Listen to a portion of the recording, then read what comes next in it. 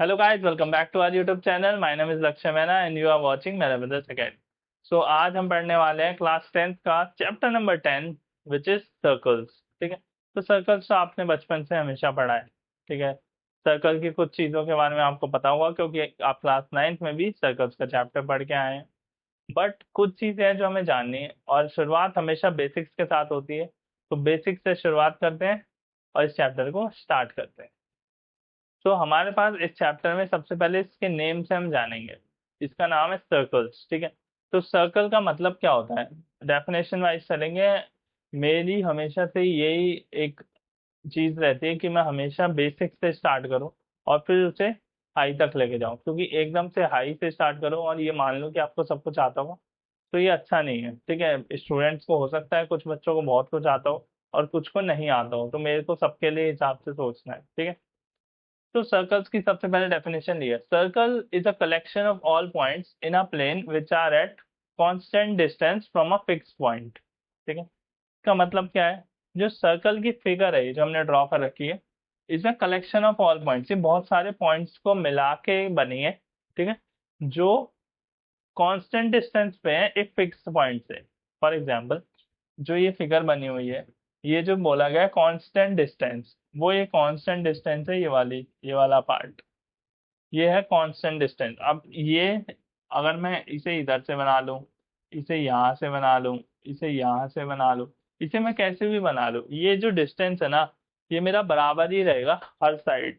ठीक है, क्यों? From a fix point. Fix point क्या है? हमारा सेंटर। अगर सेंटर से मैं इस फिगर के ऊपर कोई भी डिस्टेंस मेजर करूं तो ये सारे डिस्टेंस मेरे बराबर आएंगे, इसीलिए बोला है कांस्टेंट डिस्टेंस। ठीक है, अब ये जो कलेक्शन ऑफ ऑल पॉइंट्स है, फॉर एग्जांपल लाइक दिस, मैंने बहुत सारे पॉइंट्स लिए, तो ऐसे मैंने जब इन जो आपको ज्वाइन करा तो मेरे पास एक फिगर बनी विच इज सर्कल्स। तो सर्कल का मतलब है collection of all points in a plane and which are at constant distance. जैसे सेंटर से जो कांस्टेंट डिस्टेंस होगा, ये सारे जितने भी डिस्टेंस मेजर करेंगे हम सेंटर से सरकमफ्रेंस के ऊपर, वो सारे हमारे बराबर होंगे। ठीक है, समझ में आ गई इतनी बात? अच्छा, ये बात तो हमें समझ में आ गई। अब इसके अंदर एक चीज और हमें देखनी है, वो क्या है बताता हूँ। देखो, for example this is a circle. ठीक है, तो ये जो डिस्टेंस है रेडियस से यहाँ तक का, इसे क्या कहेंगे? ये होगा हमारा आर। Are means radius. ठीक है, जो सर्कल सेंटर से सरकमफ्रेंस तक का डिस्टेंस है वो हमारा आर हो गया विच इज रेडियस। ये सब चीजें आप बेसिक से नाइन्थ नाइन्थ में भी पढ़ चुके हैं। ओके, तो नाउ डी। अब डी क्या होगा? अगर मैं, देखो, अगर मैं इसे पूरा काट दूं, ठीक है, सेंटर से जब दो पॉइंट्स मिलते हैं सर्कल के आपस में, तो इस पूरे डिस्टेंस को कहते हैं D. D means diameter. Okay, तो डी होता है हमारा डायमीटर। अब डी मतलब जो डायमीटर है और जो रेडियस है उसका एक रिलेशन होता है। देखो, यहाँ पे मान लो मैं ऐसे इसे सेंटर से ज्वाइन कर रहा हूँ, तो ये मेरा आर हो जाएगा, रेडियस। और अगर मैं इसे और आगे तक पूरा ऐसे सीधा ले लूँ तो ये भी मेरा आर हो जाएगा। ठीक है, और यहाँ से यहाँ तक पूरा मेजर करूँ तो वो मेरा डी हो जाएगा, है ना? सो एक तरीके से डी जो है हमारा आर प्लस आर, मतलब डी हमारा 2r के इक्वल है। ठीक है, तो जो डायमीटर हमारा होता है वो रेडियस का डबल होता है। ठीक है, एक रिलेशन हमने यहाँ से निकाल लिया, मैंने लिख दिया। ये सब मैं समझ रहा हूँ, आप लोग सोच रहे होंगे इसके बेसिक से बढ़ा रहे हैं, लेकिन जरूरी है। ठीक है, थोड़ा सा पेशेंस रखो, आगे बहुत कुछ नया है। नाउ, अब हमने डायमीटर, रेडियस, सर्कल ये तो सीख लिया। नाउ एक चीज है कॉर्ड। अब कॉर्ड क्या होती है? A line segment that connects two points on a circle. एक सर्कल के ऊपर जब दो पॉइंट्स कनेक्ट करते हैं, वो जो लाइन सेगमेंट होती है जो दो पॉइंट्स को कनेक्ट करती है उसे कॉर्ड कहते हैं। कैसे? लाइक देखो एग्जांपल, मान लो एक ये पॉइंट है A and this point B, okay. तो A B, now A B जो है ना मेरी, A B is a cord,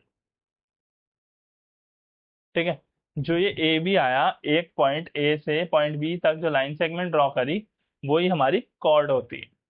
समझ में आया कि कॉर्ड क्या होती है? अब ये कॉर्ड जरूरी नहीं है ऐसे हो, ये कॉर्ड मान लो किसी भी दो पॉइंट से मिले, अगर मैं इसे ऐसे करके इन दोनों को ज्वाइन कर देता हूँ तो ये हमारी कॉर्ड हो जाएगी, ठीक है।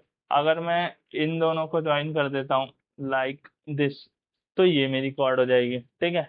अगर मैं इन दोनों पॉइंट को ज्वाइन कर देता हूँ तो ये मेरी कॉर्ड हो जाएगी। कोई भी दो पॉइंट को जो लाइन सेगमेंट ज्वाइन करेगी, उस लाइन सेगमेंट को हम कॉर्ड कहते हैं। Okay, got it.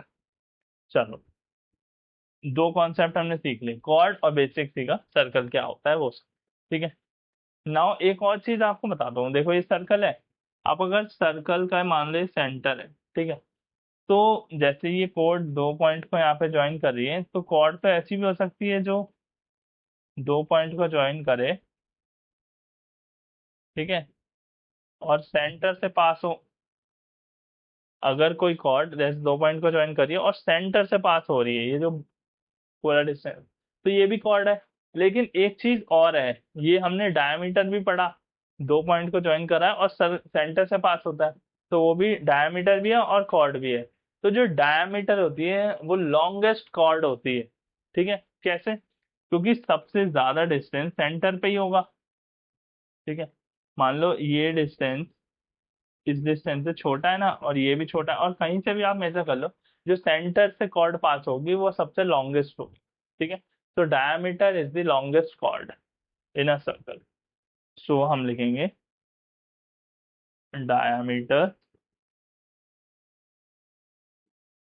Is the longest chord, ठीक है। चलो भाई, ये भी हो गया खत्म। अब बढ़ते हैं हम आगे एक नए टर्म के ऊपर। वो टर्म क्या है? Tangent to a circle. अब ये टेंजेंट क्या है, ठीक है। तो पढ़ते हैं, it is a line that intersect circle eight only one point. सिर्फ एक पॉइंट पे इंटरसेक्ट करेगी जो लाइन सर्कल को, वो टेंजेंट होती है। कॉर्ड में क्या था, दो पॉइंट थे ए एंड बी, ठीक है। इन्हें से ज्वाइन करके जो लाइन सेगमेंट बनी थी उसे कॉर्ड कहते थे। लेकिन जो लाइन सर्कल को, मान लो मैं कहीं से भी लाइन ली, ये लाइन ली मैंने लाइक दिस,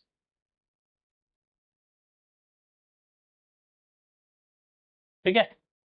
ये मैंने एक लाइन ली, तो इन्हें सर्कल को इस पॉइंट के ऊपर इंटरसेक्ट किया, मान लो ए, मान लो इस पॉइंट, ठीक है। It is a line that intersect circle eight only one point. ये ए पॉइंट के ऊपर इंटरसेक्ट किया, तो जो हमारी ये लाइन है, ये हमारी टेंजेंट है। मान लो इसे कुछ भी नाम दे दो, पी क्यू कह सकते। तो ये जो हमारी लाइन जा रही है, ये हमारी टेंजेंट है, टेंजेंट टू अ सर्कल, ठीक है। एक ही पॉइंट पे इंटरसेक्ट करेगी। अब ऐसे ही मान लो वहां से थी, अब यहाँ से ले लो, यहाँ से भी इस पॉइंट पे इंटरसेक्ट किया, और तो ये जो हो गई हमारी, ये क्या हो गई, ये हो गई हमारी टेंजेंट, ओके। अब ये कैसे भी हो सकती है, लेकिन एक ही पॉइंट पे इंटरसेक्ट करेगी, लाइक दिस, ठीक है। ले कैसे भी सकते हो तुम इसे, ऐसे भी ले सकते हो, कैसे भी ले सकते हो, ठीक है। एक सर्कल की इनफाइनाइट टेंजेंट्स हो सकती हैं, क्योंकि जो सर्कल बनता है वो इनफाइनाइट पॉइंट्स को मिला के बनता है, ठीक है। तो जब हर पॉइंट से टेंजेंट पास हो सकती है, तो वो हमारे पास इनफाइनाइट टेंजेंट्स हो सकती हैं। मैंने इसे ऐसे ले गया, ऐसे ले गया, ऐसे ले गया, ऐसे ले गया, अभी इसमें बहुत सारे पॉइंट्स बाकी हैं, तो मैं कहीं से भी कोई भी टेंजेंट ड्रॉ कर सकता हूँ, ठीक है। लेकिन एक पॉइंट से एक ही टेंजेंट ड्रॉ होती है, ये आपको मानना पड़ेगा। कैसे? देख, अगर मान लो मैंने इसी पॉइंट से मुझे एक और टेंजेंट ड्रॉ करनी है, तो मैं कैसे करूंगा?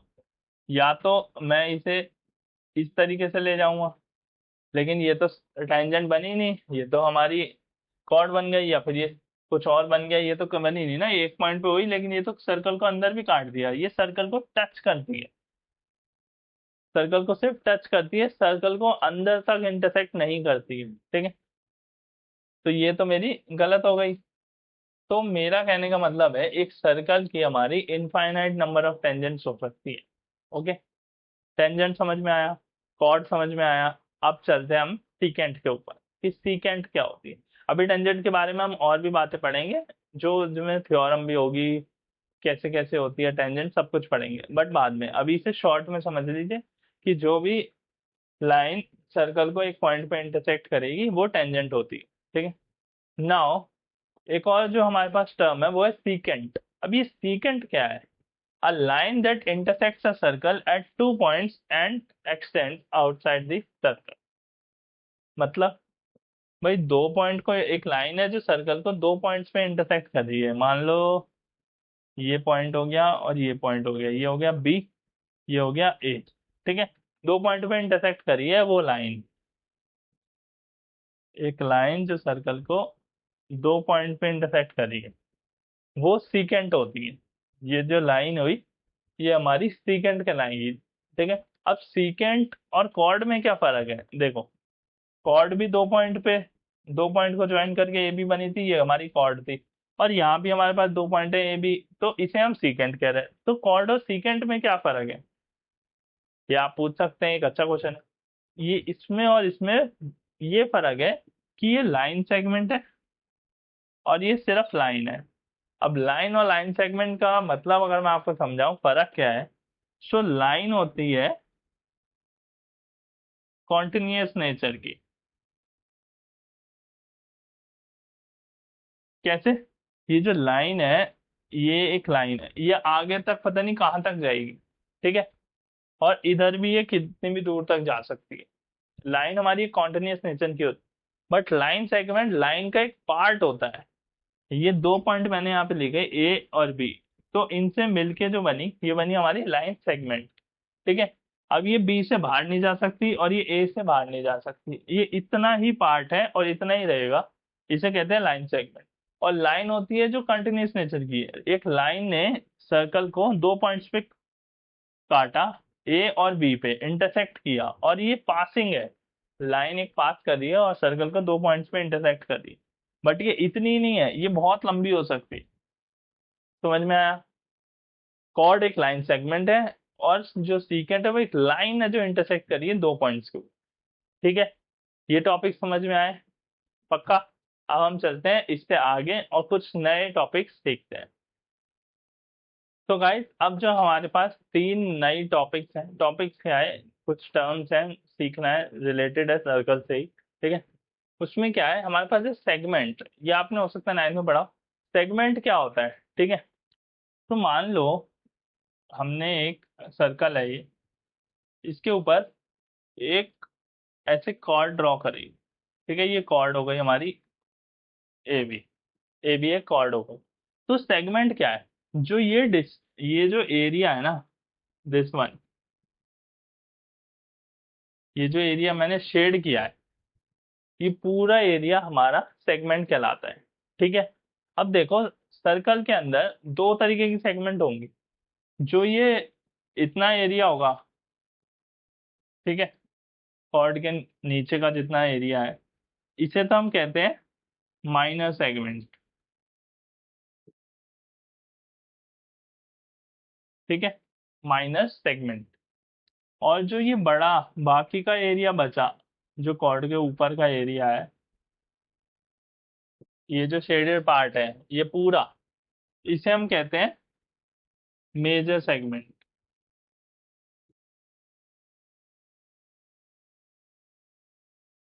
ठीक है, तो हम पे दो सेगमेंट आ गई, एक तो माइनर सेगमेंट और एक हो गई मेजर सेगमेंट। ठीक है, तो सेगमेंट क्या होता है? कॉर्ड से, जो कॉर्ड है उसके नीचे का ये जितना भी एरिया होता है ये सारा हमारा सेगमेंट होता है। और जो कॉर्ड के नीचे का एरिया है दिस, ये माइनर सेगमेंट, और जो बाकी का एरिया बचा वो हो गया हमारा मेजर सेगमेंट। जैसे माइनर एंगल मेजर एंगल का कॉन्सेप्ट पढ़ा होगा। ठीक है, नाउ सेगमेंट तो हो गया, अब है हमारे पास आर्क। आर्क क्या होती है? For example this is a centre.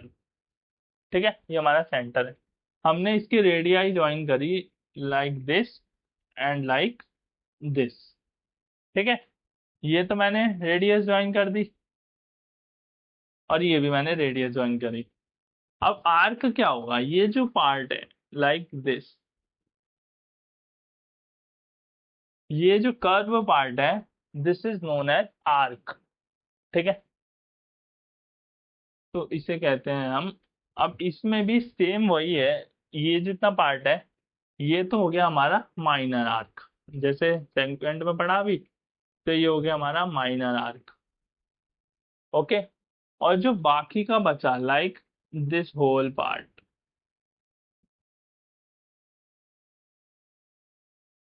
ये जो बाकी का पूरा पार्ट बचा, ये हो गया हमारा मेजर आर्क।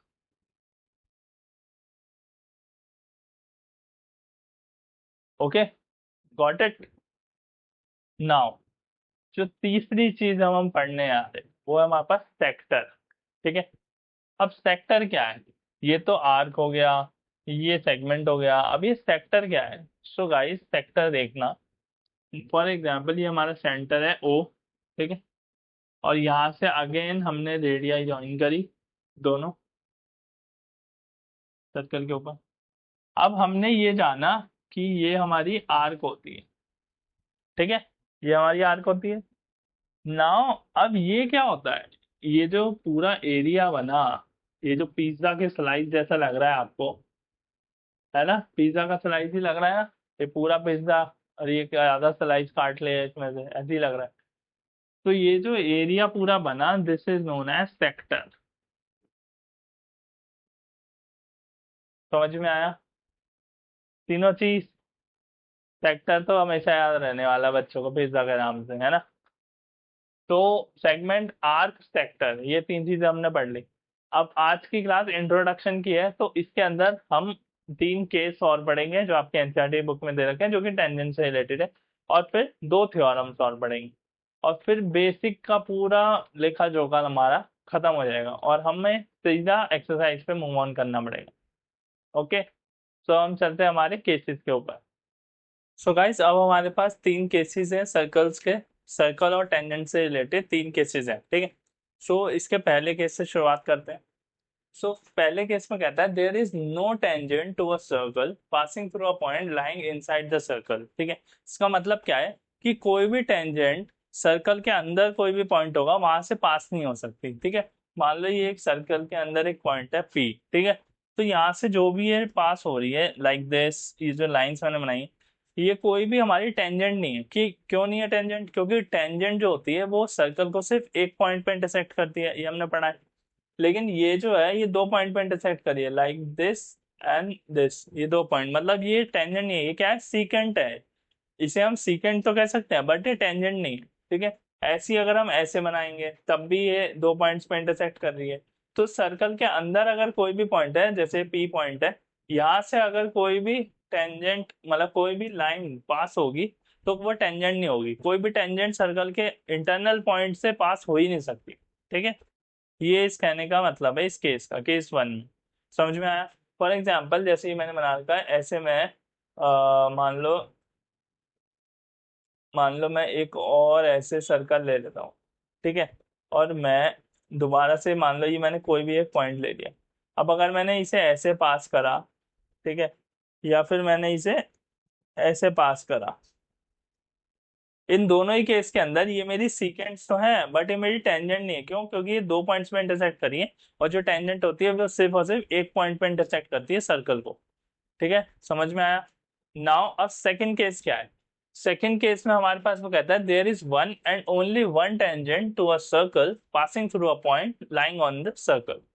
क्या मतलब है, देखो पहले केस के अंदर इंटरनल सर्कल के इनसाइड जो पॉइंट है वहां की बात हो रही थी, लेकिन इस केस के अंदर क्या है कि सर्कल के ऊपर एक पॉइंट है उसकी बात हो रही है। मान लो एक टेंजेंट है लाइक दिस, मैंने जो टेंजेंट बनाई है, सो वो कह रहे हैं कि जो एक पॉइंट होगा ना, ये एक पॉइंट पे सिर्फ एक ही टेंजेंट जो है पास कर सकती है सर्कल को। कैसे, जैसे कि ये दिख रहा है। क्यों, मान लो मैंने एक ये पॉइंट लिया, ठीक है, यहाँ से एक टेंजेंट जा रही है। ठीक है, ये इसका पॉइंट ऑफ कांटेक्ट है। ठीक, अब इस पॉइंट से कोई एक और टेंजेंट नहीं जा सकती। क्यों, देखो अगर मैं इसी पॉइंट से मान लो एक और टेंजेंट ले जाने की कोशिश करता हूँ, ठीक है, मान लो ये, तो ये मेरी टेंजेंट तो हुई नहीं, ये इस पॉइंट से तो पास हो गई, लेकिन ये यहाँ भी इंटरसेक्ट कर गई सर्कल को, तो अगेन ये मेरी सीकेंट हो गई, बट ये मेरी टेंजेंट नहीं हुई। समझ में आया? और अगर मैं जैसे मान लो ये पॉइंट से बना रखी थी, अगर मैं इसी पॉइंट से एक और टेंजेंट पास करने की कोशिश करूंगा, ठीक है, तो इस पॉइंट से तो पास हो गई, बट अगेन ये यहाँ भी इंटरसेक्ट कर दिया सर्कल को, दैट मीन्स अगेन ये टेंजेंट नहीं हुई, ये दोबारा से सीकेंट हो गई। तो टेंजेंट जो है, एक पॉइंट पे सिर्फ एक ही टेंजेंट हो सकती है, इस केस का कहने का मतलब ये है। ठीक है, समझ में आया? नाउ जो हमारा लास्ट केस है, केस नंबर 3, उसमें क्या है, there are exactly two tangent drawn to a circle through a point lying outside the circle. पहले हमने पॉइंट इनसाइड द सर्कल की बात करी, फिर हम point lying on the circle की बात करी, अब पॉइंट आउटसाइड द सर्कल की बात कर रहे हैं। तो इसमें क्या है, वो कहता है कोई भी एक आउटसाइड द सर्कल एक पॉइंट है P, एक्सटर्नल पॉइंट, ठीक है, वहां से दो टेंजेंट्स ड्रॉ करिए लाइक दिस T1 एंड ऐसे T2। सो वो कह रहा है कि ये जो दोनों टेंजेंट्स हमने ड्रॉ करी, तो इस एक्सटर्नल पॉइंट से सिर्फ दो ही टेंजेंट्स ड्रॉ हो सकती थी। एक एक्सटर्नल पॉइंट से जो सर्कल पे टेंजेंट्स ड्रॉ होंगी, सिर्फ दो ही टेंजेंट्स ड्रॉ हो सकती है। अब ये भी देखो, ये बताता हूँ कैसे। देखो मैंने दो टेंजेंट्स ड्रॉ कर लिए, अब अगर मैं इसी सेम पॉइंट से दोबारा कोई टेंजेंट ड्रॉ करने की कोशिश करता हूँ, लाइक ये पॉइंट पे जोड़ा और इधर से लिया और ये भी दोबारा पॉइंट पे जोड़ा, तो अब ये मेरा क्या हुआ, ये अगेन मेरी जो है टेंजेंट्स नहीं बनी, क्योंकि टेंजेंट्स एक ही पॉइंट पे करती है, जैसे T1 और T2 करी, बट ये मैंने जबरदस्ती अगर बनाई, तो मेरी ये दोबारा से सीकेंट बन गई, दो पॉइंट्स पे ये इंटरसेक्ट करी है सर्कल को, ठीक है, तो ये दोबारा से टेंजेंट नहीं हुई। तो थर्ड केस भी हमारे यहाँ पे कहता है कि एक पॉइंट जो एक्सटर्नल पॉइंट है, वहां से सिर्फ और सिर्फ दो ही टेंजेंट्स बनेंगे और उससे ज्यादा नहीं बन सकते। समझ गए? मुझे लगता है आपको समझ आया होगा। तीन केस हमने पढ़े, पहला इनसाइड द सर्कल पॉइंट पे कोई भी टेंजेंट पास नहीं कर सकती, ठीक है। सेकंड, जो पॉइंट ऑफ कांटेक्ट होगा टेंजेंट का सर्कल पे, वहां से सिर्फ और सिर्फ एक ही टेंजेंट जा सकती है। समझ गए? और तीसरा हमने क्या पढ़ा कि सर्कल से बाहर कोई भी एक्सटर्नल पॉइंट है, वहां से सिर्फ और सिर्फ दो टेंजेंट्स ही ड्रॉ की जा सकती है, उससे ज्यादा नहीं की जा सकती। ओके, तो हमने तीनों केसेस हमारे सर्कल से और टेंजेंट से रिलेटेड जो थे वो पढ़ लिए। अब हम पढ़ेंगे, हमारी दो थ्योरम बाकी हैं, वो हम पढ़ेंगे, ठीक है। तो आइए चलते हैं उन थ्योरम्स पे। तो गाइस, अब हमारे पास दो थ्योरम है जो हमें पढ़नी है, 10.1 एंड 10.2। तो आइए शुरू करते हैं। तो तुम्हारे पास जो पहली थ्योरम है 10.1, वो कहती है the tangent at any point of a circle is perpendicular to the radius through the point of contact. ठीक है, इसका मतलब क्या है, देखो फिगर में देखना ध्यान से। फॉर एग्जाम्पल ये एक सर्कल है, ठीक है, ये इसका सेंटर है ओ, ठीक है, और अगर मैं इस पे कोई टेंजेंट ड्रॉ करता हूँ लाइक दिस, ठीक है, ये इस पॉइंट पे, ये है जो ये है पॉइंट ऑफ कांटेक्ट।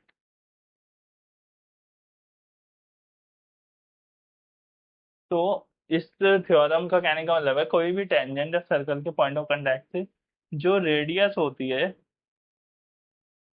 उसके 90 डिग्री होती है, that means it is perpendicular to the radius to the point of contact. कोई भी टेंजेंट ड्रॉ हुई, वो सर्कल को जिस पॉइंट पे इंटरसेक्ट करेगी, जो उसका पॉइंट ऑफ कांटेक्ट होगा, वहां से वो रेडियस के ऊपर परपेंडिकुलर होगी, मतलब 90 डिग्री एंगल फॉर्म करेगी लाइक दिस। अब ये सिर्फ ऐसे ही नहीं कि मैं सीधी बनाई है, ये कैसे भी हो सकती है। मान लो एक एक टेंजेंट फॉर एग्जांपल ऐसे ड्रॉ हुई, ठीक है, ये इसका पॉइंट ऑफ कांटेक्ट है, ठीक है, ये इसका रेडियस है, मतलब यहाँ से ऐसे मान लो ये ऐसे रेडियस से ज्वाइन है, ठीक है। सो ये भी जो है, ये भी एंगल 90 डिग्री होगा। कोई भी टेंजेंट जो पॉइंट ऑफ कांटेक्ट होगा उसका सर्कल के साथ, वहां से वो रेडियस के साथ 90 डिग्री का एंगल फॉर्म करेगी। Got it? ये पहली थ्योरम थी, बहुत इजी है। नाउ जो सेकंड थ्योरम है, जो मेन है, वो हमारी सेकंड थ्योरम ही है, ठीक है, इसका भी ध्यान रखना है क्योंकि इसका आगे बहुत यूज होगा, ठीक है। ये जो हमने 90 डिग्री बताया ना, क्योंकि क्वेश्चन सॉल्व करने के लिए इसका काफी हमें यूज करेंगे हम। तो जो सेकंड थ्योरम है वो कहती है the length of tangents drawn from an external point to a circle are equal. ठीक है, क्या कहती है, आइए फिगर में समझते हैं। इसका मैं आपको प्रूफ करा रहा हूँ यहाँ पे, ठीक है, तो ध्यान से देखना, प्रूफ भी आ जाता है एग्जाम में, पूछ लेता है प्रूफ भी। नाउ फॉर एग्जाम्पल ये एक सर्कल है विथ सेंटर ओ, और कोई एक एक्सटर्नल पॉइंट है से पी, ठीक है। सो वो कह रहा है जो इस एक्सटर्नल पॉइंट से फॉर एग्जांपल दो टेंजेंट ड्रॉ हुई, ठीक है, लाइक दिस, ठीक है, एक पॉइंट हुआ ये और एक पॉइंट हुआ ये, ठीक है, और यहाँ से भी रेडियस ज्वाइन करो, ठीक है, और यहाँ से भी रेडियस से ज्वाइन करो इसे, ठीक है। तो वो कहता है, ये तो देखो ये हमने अभी पढ़ा, जो 90 डिग्री होता है, जो पॉइंट ऑफ कांटेक्ट का रेडियस के साथ एंगल बनता है, अभी ऊपर वाले थ्योरम में पढ़ा। अब वो क्या कह रहा है, इस थ्योरम के हिसाब से कह रहा है, जो ये लेंथ है ना टेंजेंट्स की, मान लो ये क्यू ले लेते हैं और ये आर ले लेते हैं, ठीक है, पॉइंट पॉइंट ऑफ कांटेक्ट। तो वो कहते हैं लेंथ ऑफ टेंजेंट्स है ना drawn from an external point, वो इक्वल है, मतलब ये P R is equal to P Q है। इस थ्योरम का कहने का मतलब है, कोई भी एक्सटर्नल पॉइंट से अगर दो टेंजेंट सर्कल पर ड्रॉ होती है, वो दोनों इक्वल होती है, ठीक है, समझ में आया। अब ये इक्वल होती है तो थ्योरम ने कह दिया, हमें थ्योरम का प्रूफ भी एग्जाम में आ सकता है, तो मैं आपको प्रूफ करके दिखा रहा हूँ कि कैसे इक्वल हमें प्रूफ करनी है, ओके। तो ये हमें प्रूफ करनी है, ये यहाँ से मिटा देते हैं। और अब मान लो मैं इस सेंटर को, इस जो एक्सटर्नल पॉइंट है पी, इससे ज्वाइन कर दिया मैंने, ठीक है। नाउ इसका हम प्रूव करेंगे, तो हम जब थ्योरम का प्रूव करते हैं ज्योमेट्री में, तो हम हमेशा ऐसे लिखते हैं, गिवन, गिवन क्या है, to tangents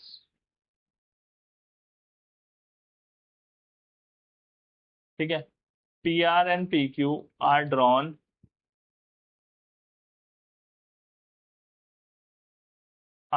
to a circle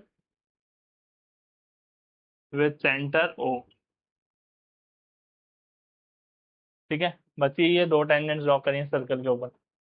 to prove, अब प्रूव क्या करना है हमें, टू प्रूव में हमें करना है कि ये टेंजेंट्स इक्वल हैं, that means P R is equals to P Q, ये हमें प्रूव करना है। नाउ प्रूफ, अब प्रूफ स्टार्ट होगा इसका। तो इसको प्रूव कैसे करेंगे, ठीक है, इसको प्रूव करने के लिए हम कॉन्ग्रुएंट करेंगे, किसे कॉन्ग्रुएंट करेंगे, ये दो ट्राइंगल्स को, this and this, triangle P O R and triangle P O Q, इसे हम कॉन्ग्रुएंट प्रूव करेंगे, ठीक है।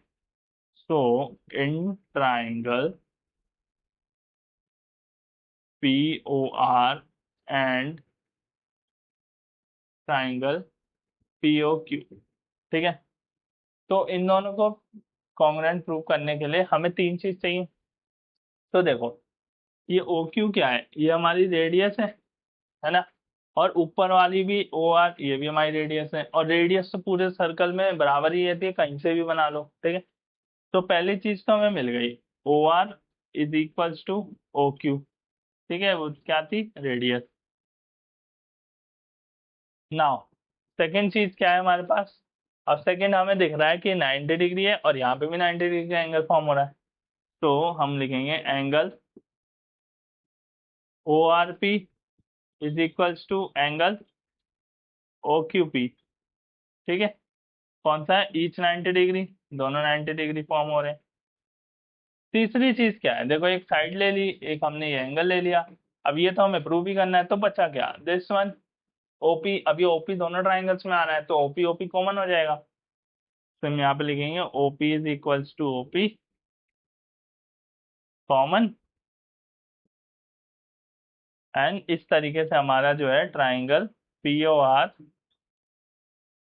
कॉन्ग्रुएंट प्रूव हो जाएगा ट्राइंगल पी ओ क्यू के, ठीक है, और हम लिख देंगे यहाँ सी पी सी टी, ओ सॉरी, कॉन्ग्रुएंसी प्रूव करिए। तो आप देखो कॉन्ग्रुएंसी कौन सी प्रूव करी है हमने, एक तो हमने ये साइड ली है, ठीक है, एक हमने 90 डिग्री का एंगल लिया, और एक हमने ये वाली साइड लिया। अब ये वाली साइड जो है ये हाइपोटेनस है, ठीक है, क्योंकि 90 डिग्री के सामने वाली हाइपोटेनस होती है, तो इसके अंदर हमारी R H S congruency use हुई है, ठीक है, right angle hypotenuse and side, ठीक है, तो आर एच एस कॉन्ग्रुएंसी से प्रूव हो गया। जब ये कॉन्ग्रुएंट प्रूव होगा तो हम कह सकते हैं कि P R is equals to P Q है through C P C T, कह सकते हैं P R is equals to P Q through C P C T, और यही तो हमें प्रूव करना था कि ये दोनों टेंजेंट्स जो है ये बराबर है, समझ गए। तो ये तो मैंने आपको इस थ्योरम का पूरा प्रूव करा दिया, बट एग्जाम में आप इसे डायरेक्ट ले सकते हैं, ठीक है, अगर आपको कोई भी क्वेश्चन सॉल्व करने पे आए जहाँ पे आपको टेंजेंट्स की जरूरत है, सो ये तो एक थ्योरम गिवन ही है कि अगर दो एक एक्सटर्नल पॉइंट से दो टेंजेंट्स ड्रॉ होती हैं सर्कल के ऊपर तो वो इक्वल होती हैं। ओके, समझ आया? तो इस थ्योरम का प्रूफ आप अच्छे से कर लीजिएगा, क्योंकि एग्जाम में प्रूफ भी मांग लेता है कभी कभार। थ्योरम 5 नंबर में आ जाता है, 4 नंबर में, ठीक है।